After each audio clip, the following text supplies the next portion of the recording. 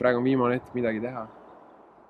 Et võib-olla see on selline üleskutse kõikidele eestlastele ja Eesti Vabariigile.